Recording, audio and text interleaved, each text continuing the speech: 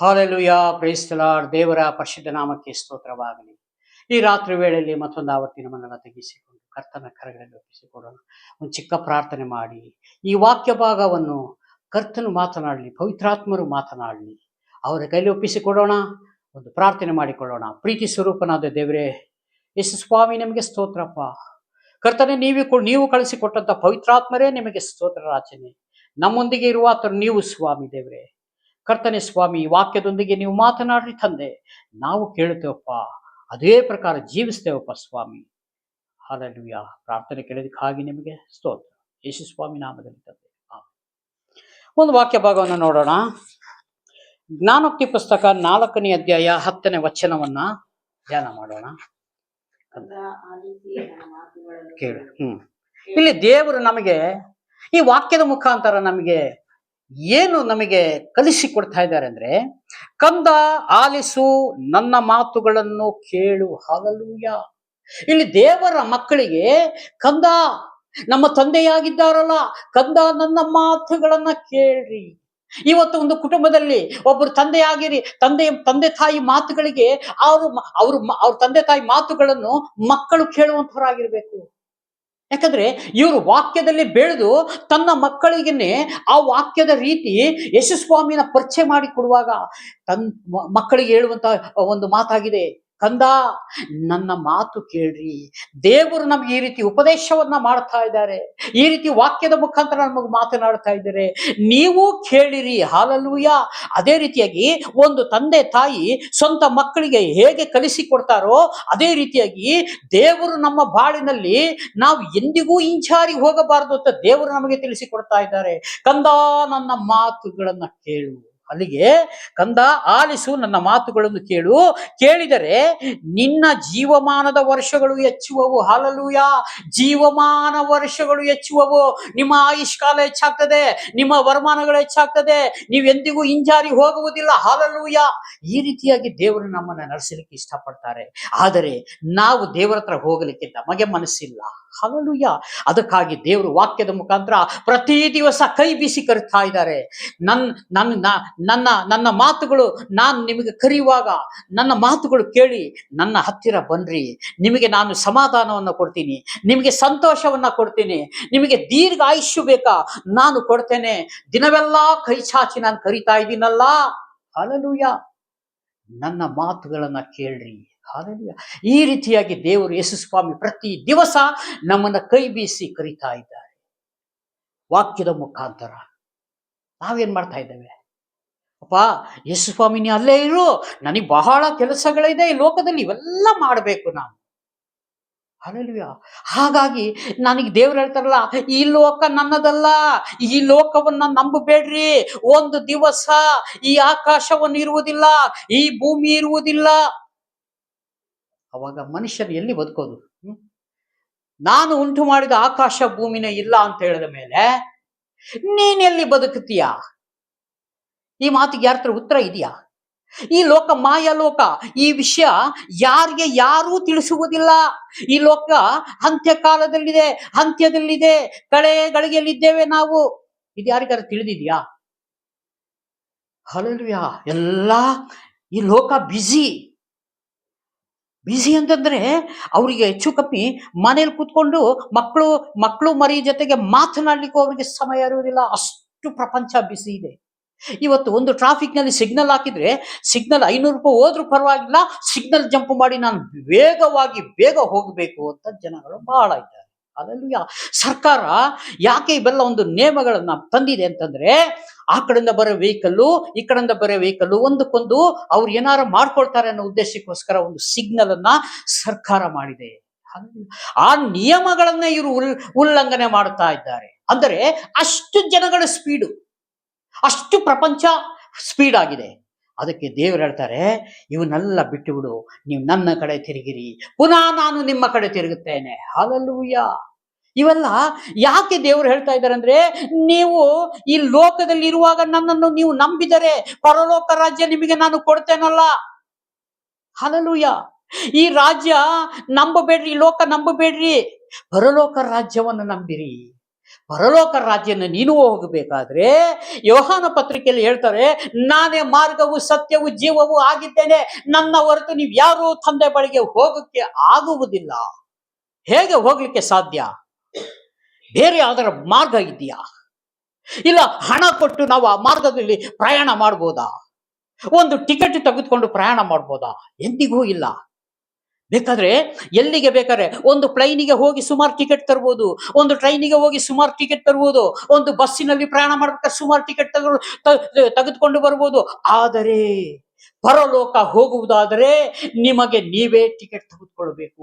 ಒಬ್ಬರಿಗೆ ಒಂದೇ ಟಿಕೆಟ್, ಇಡೀ ಫ್ಯಾಮಿಲಿಗೆ ಟಿಕೆಟ್ ಸಿಕ್ಕುವುದಿಲ್ಲ. ಪ್ರಿಯನಾದ ಸಹೋದರ ಸಹೋದರಿಯರೇ, ಇದು ನಾವು ಚೆನ್ನಾಗಿ ತಿಳ್ಕೋಬೇಕು, ಚೆನ್ನಾಗಿ ಅರ್ಥ ಮಾಡಿಕೊಳ್ಳಬೇಕು. ಹಲ್ಲೆಲೂಯ. ಇದಕ್ಕಾಗಿ ದೇವರು ನಮ್ಮನ್ನು ಪರಲೋಕ ರಾಜ್ಯಕ್ಕೆ ಕರೀಲಿಕ್ಕೆ ಈ ವಾಕ್ಯವನ್ನ ಸಂದೇಶವನ್ನ ನಮಗೆ ತಿಳಿಸಿಕೊಡ್ತಾ ಇದ್ದಾರೆ ಸ್ವಾಮಿ. ಅದಕ್ಕೆ ನಾವು ಎಷ್ಟು ಕೃತಜ್ಞತೆ ಮಾಡಿದ್ರು ಕಡಿಮೆನೆ. ಹಲ್ಲೆಲೂಯ. ಹಾಗೆ ಮತ್ತೆ ಈ ವಾಕ್ಯದಿಂದ ದೇವರು ನಮ್ಮನ್ನು ಆಶೀರ್ವದಿಸಲಿ. ಹಾಗೂ ಈ 23ನೇ ಜೀವಮಾನ ವರ್ಷಗಳು ಹೆಚ್ಚು ಅಲ್ಲ. ಅದೇ 11ನೇ ವಚನ ತೆಗೆದುಕೊಳ್ಳಮ್ಮ. ಅದ್ರೊಳಗೆ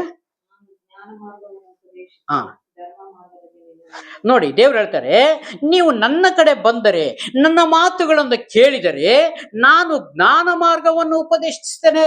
ದೇವರು ಒಂದು ಜ್ಞಾನ ಮಾರ್ಗವನ್ನು ನಮಗೆ ಉಪದೇಶಿಸ್ತಾರೆ. ಯಾವ ಜ್ಞಾನದಲ್ಲಿ ನಾವು ಜೀವಿಸಬೇಕು, ಯಾವ ಜ್ಞಾನದಲ್ಲಿ ನಾವು ಬೆಳೆಯಬೇಕು. ಹಲ್ಲೆಲೂಯ. ಲೋಕದ ಜ್ಞಾನವಲ್ಲ, ದೇವರೇ ಒಂದು ವಿಶೇಷವಾದ ಒಂದು ಜ್ಞಾನವನ್ನು ನಮಗೆ ಕೊಡ್ತಾರೆ. ಆ ಜ್ಞಾನ ಮಾರ್ಗದಲ್ಲಿ ನಾವು ನಡೆಯುವಂಥವರಾಗಿರ್ಬೇಕು. ಹಲ್ಲೆಲೂಯ. ಆ ಜ್ಞಾನ ಮಾರ್ಗವನ್ನು ಉಪದೇಶಿಸಿ ಧರ್ಮ ಮಾರ್ಗದಲ್ಲಿ ನಿನ್ನನ್ನು ನಡೆಸುವೆನು. ಹಲ್ಲೆಲೂಯ. ಧರ್ಮ ಧರ್ಮ ಮಾರ್ಗದಲ್ಲಿ, ಈ ಧರ್ಮ ಅಂದ್ರೆ ಧರ್ಮ ಉಪದೇಶ ಅಂದ್ರೆ ದೇವರ ವಾಕ್ಯಕ್ಕೆ ಅನುಗುಣವಾಗಿ ನಾವು ಜೀವಿಸಬೇಕು. ಹಲ್ಲೆಲೂಯ. ಈ ವಾಕ್ಯವನ್ನು ನಾವು ಓದಿಬಿಟ್ಟು ಧ್ಯಾನಿಸಿ ಇದ್ರ ಪ್ರಕಾರ ಜೀವಿಸುವುದಾದರೆ ನಿಜವಾಗ್ಲೂ ನಾವು ಕರ್ತನಲ್ಲಿದ್ದೇವೆ ಅಂತ ಅರ್ಥ. ಹಲ್ಲೆಲೂಯ. ಈ ವಾಕ್ಯವನ್ನು ಕೇಳಿ ನಾವು ಬಿಟ್ಟು ನಮ್ಮ ಪ್ರಕಾರ ನಾವು ಜೀವಿಸುವುದಾದರೆ, ಬರೀ ಈ ಜನರು ಮಾತಿನಿಂದ ನನ್ನನ್ನು ಸನ್ಮಾನಿಸ್ತಾರೆ, ಇವರ ಮನಸ್ಸು ನನಗೆ ದೂರವಾಗಿದೆ, ಇವರು ಭಕ್ತಿ ತೋರುವುದು ನನಗೆ ವ್ಯರ್ಥ. ಹಲ್ಲೆಲೂಯ. ಹಲ್ಲೆಲೂಯ. ಎಷ್ಟೋ ಜನ ಹೋಗಿ ಸ್ವಾಮಿ ಸ್ವಾಮಿ ಅಂತ ಹೇಳಿ ಪ್ರಾರ್ಥನೆಗಳನ್ನ ಎಲ್ಲ ಮಾಡಿಕೊಂಡು ಬರ್ತಾರೆ, ಆದರೆ ಅವರ ಮನಸ್ಸು ದೂರವಾಗಿದೆ. ಇವರು ಭಕ್ತಿ ತೋರುವುದೇ ವ್ಯರ್ಥ ಅಂತ ಹೇಳ್ತಾರೆ ಸ್ವಾಮಿ. ಅಂದರೆ ಆಲಯಕ್ಕೆ ಹೋಗುವುದು ವೆಸ್ಟ್, ಕಾಣಿಕೆ ಹಾಕುವುದು ವೆಸ್ಟ್, ದಶಂಭಾಗ ಹಾಕುವುದು ಅಷ್ಟು, ಹೋಗುವುದೇ ವೆಸ್ಟ್. ಹಲ್ಲೆಲೂಯ. ಹಾಗೆ ಯಾವತ್ತೂ ಆಗಬಾರದು. ಹಲ್ಲೆಲೂಯ. ಹಾಗೂ 23ನೇ ವಚನ ಧ್ಯಾನ ಮಾಡೋಣ. ನಿನ್ನ ಹೃದಯವನ್ನು ಬಹು ಜಾಗ್ರತೆಯಿಂದ ಕಾಪಾಡಿಕೋ. ಹಲ್ಲೆಲೂಯ. ಇದೇ ಜ್ಞಾನೋಕ್ತಿ ಪುಸ್ತಕ 4ನೇ ಅಧ್ಯಾಯ 23ನೇ ವಚನ ಹೇಳ್ತದೆ, ನಿನ್ನ ಹೃದಯವನ್ನು ಬಹು ಜಾಗ್ರತೆಯಿಂದ ಕಾಪಾಡಿಕೋ. ಯಾಕಂತಂದ್ರೆ ಕಳ್ಳನು ಕದಿಲಿಕ್ಕೆ ಬರ್ತಾನೆ, ಕೊಯ್ಯಲಿಕ್ಕೆ ಬರ್ತಾನೆ, ಮತ್ತಾವುದಕ್ಕೂ ಬರುವುದಿಲ್ಲ. ಅಂದ್ರೆ ಕಳ್ಳನು ಅಂದ್ರೆ ದುರಾತ್ಮನು ಬರ್ತಾನೆ. ದೇವರ ಕಡೆಗೆ ನೀವು ತಿರುಗುವುದಾದರೆ ನಿಮ್ಮ ಮನಸ್ಸಿನ ಮೇಲೆ ಪರಿಣಾಮವನ್ನು ಬೀರಿಸ್ತಾನೆ. ದೇವರನ್ನ ನಂಬಬೇಡ್ರಿ, ನನ್ನನ್ನು ನಂಬಿರಿ, ನಿಮಗೆ ಧನ ಐಶ್ವರ್ಯಗಳನ್ನ ಕೊಡ್ತೇನೆ. ನೀವು ಎಲ್ಲೆಲ್ಲಿ ಹೋದ್ರು ನಿಮಗೆ ಸಫಲವಾಗಿ ನಾನು ಮಾಡ್ತೇನೆ. ನೀವು ಈ ಭೂಮಿ ಮೇಲೆ ನಿಮ್ಗೆ ಏನ್ ಬೇಕು ನಾನು ಕೊಡ್ತೇನೆ. ಯೇಸು ಸ್ವಾಮಿಗೆ ಬಿಟ್ಟಿದ್ದಲ್ಲ, ಆತನು ಬೆಟ್ಟದ ಮೇಲೆ ಕರ್ಕೊಂಡೋಗಿ ಈ ಪ್ರಪಂಚ ಲೋಕದ ವೈಭವಗಳನ್ನೆಲ್ಲ ತೋರಿಸಿಬಿಟ್ಟು, ಇದೆಲ್ಲ ನನಗೆ ಕೊಡಲ್ಪಟ್ಟಿದೆ, ನೀನು ನನಗೆ ಅಡ್ಡ ಬಿದ್ದರೆ ನಾನು ನಿನಗೆ ಇದನ್ನೆಲ್ಲ ಕೊಡ್ತೇನೆ. ಹಲ್ಲೆಲೂಯ. ಯಾರು ಉಂಟು ಮಾಡಿದ್ದು? ಯೇಸು ಸ್ವಾಮಿ ಇಡೀ ಪ್ರಪಂಚನ ಉಂಟು ಮಾಡಿದ್ದಾರೆ. ಅವರಿಗೆ ಈತನು ಶೋಧನೆಗೆ ಒಳಪಡಿಸಿದ್ದಾನೆ. ಹಲ್ಲೆಲೂಯ. ದೇವರು ಅದಕ್ಕೆಲ್ಲ ತಗೊಳ್ಳಿಲ್ಲ. ಅವರು ಸೈತಾನನೇ ಇಲ್ಲಿಂದ ಹೊರಟೋಗಂತ ಆತನನ್ನ ಗದರಿಸಿ ದೇವರು ಹೊರಡಿಸಿದ್ರು. ಆದ್ರೆ ಮನುಷ್ಯ ಆಗಿದ್ರೆ, ಆಹಾ ನನಗೆ ಇಷ್ಟು ಆಸ್ತಿ ಕೊಡ್ತೀನಿ, ಇಂಥ ಬಂಗಲೆ ಕೊಡ್ತೀನಿ, ಇಂಥ ಕಾರು ಕೊಡ್ತೀನಿ ಅಂತ ದುರಾತ್ಮನ ಹೇಳಿದ್ರೆ ಫಸ್ಟ್ ಓಡೋಗ್ಬಿಡ್ತಾರೆ ಯೇಸು ಸ್ವಾಮಿನ ಬಿಟ್ಟು. ಯಾಕಂತಂದ್ರೆ ಇವತ್ತು ಜನಾಂಗಗಳಿಗೆ ಸುಮಾರು ಜನಕ್ಕೆ ಏನಾಗ್ಬೇಕಾಗಿದೆ ಪ್ರಪಂಚದಲ್ಲಿ ಅಂತಂದ್ರೆ, ನಮಗೆ ಫ್ರೀ ಆಗಿ ಯಾವ್ದಾರು ಸಿಕ್ಕಿದ್ರೆ, ಕಾರು ಬಂಗ್ಲೆ ಇವೆಲ್ಲ ಸಿಕ್ಕಿದ್ರೆ ನಾವು ಬಿಡ್ತೇವಾ? ದೇವರನ್ನ ಒಂದು ವೇಳೆ ಬಿಟ್ಟೆವು, ಈತನ ಕೊಡುವಂಥದ್ದು ಬಿಡುವುದಿಲ್ಲ. ನಾವಿವತ್ತು ಆರಾಮಾಗಿರ್ಬೇಕು, ನಾವು ಕಷ್ಟಪಡಕ್ಕೆ ಇಷ್ಟಪಡುವಂಥವ್ರಲ್ಲ. ಆ ರೀತಿ ಜೀವನ ಇವತ್ತು ನಡೀತಾ ಇದೆ ಪ್ರಪಂಚದಲ್ಲಿ. ಹಲ್ಲೆಲೂಯ. ಅದಕ್ಕೆ ದೇವರು ಹೇಳ್ತಾರೆ, ಇವನ್ನೆಲ್ಲ ಬಿಟ್ಟು ಬಿಡ್ರಿ, ನನ್ನ ಹಿಂದೆ ಬನ್ನಿರಿ, ನಿಮಗೆ ಶಾಶ್ವತವಾದ ಒಂದು ದೇಶವನ್ನ ಇಟ್ಟಿದ್ದೇನೆ, ಪರಲೋಕ ರಾಜ್ಯ. ಅಲ್ಲಿ ನಾನು ನಿಮಗೆ ಕರ್ಕೊಂಡು ಹೋಗ್ಲಿಕ್ಕೆ ಬರ್ತಾ ಇದ್ದೇನೆ. ಹಲ್ಲೆಲೂಯ. ಇವತ್ತು ನೋಡ್ರಿ, ಯೇಸು ಸ್ವಾಮಿ ಹೇಳುವಂತ ಮಾತುಗಳನ್ನ ಎಷ್ಟು ಜನ ಕೇಳ್ತಾ ಇದ್ದಾರೆ. ಹಲ್ಲೆಲೂಯ. ಬಹಳ ಜನ ಲೋಕದಲ್ಲೇ ಇದ್ದಾರೆ, ಆದರೆ ದೇವರನ್ನ ನಂಬಿ ನಡೆಯುವವರು ಸ್ವಲ್ಪ ಜನ ಇದ್ದಾರೆ. ಹಲ್ಲೆಲೂಯಾ. ಹಾಗಾಗಿ ಅದರೊಳಗಿಂದ ಜೀವಧಾರೆಗಳು ಹೊರಡುವವು. ಸೊಟ್ಟ ಮಾತುಗಳನ್ನು ನಿನ್ನಿಂದ ತೊಲಗಿಸು. ಹಲ್ಲೆಲೂಯಾ. ಸೊಟ್ಟ ಮಾತುಗಳು, ಯಾರಿಗಾದ್ರೂ ಏನಾರು ಮಾತನಾಡಿದ್ರೆ ರಿವರ್ಸ್ ಮಾತನಾಡುವುದು, ಅವರಿಗೆ ಜೋರು ಮಾಡುವುದು, ಇವನ್ನೆಲ್ಲ ನೀವು ತಗ್ಗಿಸಿಕೊಳ್ಳಿ. ನಾನು ಯಾರಿಗೂ ಆ ರೀತಿ ಮಾತನಾಡಲಿಲ್ಲ ಅಂತಾರೆ ಯೇಸು. ನನ್ನ ಸ್ವಭಾವವನ್ನ ನೀವು ಧರಿಸಿಕೊಳ್ಳ್ರಿ. ಹಲ್ಲೆಲೂಯಾ. ದೇವರ ಸ್ವಭಾವವನ್ನ, ಯೇಸು ಸ್ವಾಮಿ ಗುಣಲಕ್ಷಣಗಳನ್ನ ನೀವು ತಿಳಿದುಕೊಂಡು ಅದನ್ನ ಕಲಿಯಿರಿ ಅಂತ ಸ್ವಾಮಿ ಇಲ್ಲಿ ಹೇಳ್ತಾ ಇದ್ದಾರೆ. ಹಲ್ಲೆಲೂಯಾ. ತುಟಿಗಳ ವಕ್ರತೆಯನ್ನು ದೂರ ಮಾಡು. ನಮ್ಮ ತುಟಿ ಹೇಗೆ ಮಾತನಾಡುತ್ತದೆ, ಅವನ್ನೆಲ್ಲ ದೂರ ಮಾಡು, ಬಿಟ್ಟು ಬಿಡು. ಅದು ಯಾವುದು ಮಾತನಾಡಬೇಡ. ಹಲ್ಲೆಲೂಯಾ.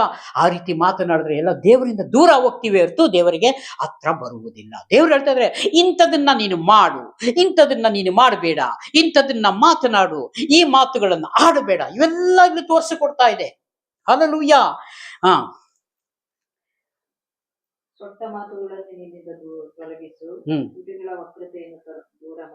ನಿನ್ನ ಕಣ್ಣುಗಳನ್ನು ನಿನ್ನ ಮುಂದೆಯೇ ಇರಲಿ. ಹಲ್ಲೆಲೂಯಾ. ನಿನ್ನ ಕಣ್ಣು ನಿನ್ನ ಮುಂದೆಯೇ ಇರಲಿ. ನೀನು ನಡೆಯುವ ದಾರಿಯನ್ನು ಸಮ ಮಾಡು, ನಿನ್ನ ಮಾರ್ಗವಲ್ಲ ದೃಢವಾಗಿರಲಿ. ಹಲ್ಲೆಲೂಯಾ. ದೇವರು ನಿನ್ನ ಮಾರ್ಗ ದೃಢವಾಗಿ ಒಳ್ಳೆ ಮಾರ್ಗ ಹಿಡಿದಿದ್ಯಾ, ದೇವರದೊಂದು ದಾರಿ ಹಿಡಿದಿದ್ಯಾ, ಯೇಸು ಸ್ವಾಮಿ ಮಾತು ಕೇಳ್ತಾ ಇದೆಯಾ, ಆ ಮಾರ್ಗದಲ್ಲೇ ನೀನು ನಡೆ. ಹಲ್ಲೆಲೂಯಾ. ಇದಕ್ಕಾಗಿ ನಾನು ನಿಮ್ಮನ್ನ ಕರೆದಿದ್ದೇನೆ ಹೊರತು ಮತ್ತಾವುದಕ್ಕೂ ಅಲ್ಲ. ಹಾಗಾಗಿ ದೇವರನ್ನ ನಂಬಿ ನಾವು ಶಾಂತರಾಗಿರುವುದಾದ್ರೆ ಖಂಡಿತ ನಮಗೆ ದೇವರು ಜಯವನ್ನ ಕೊಡ್ತಾರೆ ಹೊರತು ಎಂದಿಗೂ ಅವಮಾನ ಆಗಲಿಕ್ಕೆ ನಮ್ಮನ್ನ ಬಿಡುವುದಿಲ್ಲ. ಈ ಕೊಟ್ಟಂತ ವಾಕ್ಯ ಸಂದೇಶಕ್ಕಾಗಿ ಸ್ತೋತ್ರ. ಒಂದು ಚಿಕ್ಕ ಪ್ರಾರ್ಥನೆ ಮಾಡಿ ಮುಕ್ತಾಯ ಮಾಡಿಕೊಳ್ಳೋಣ.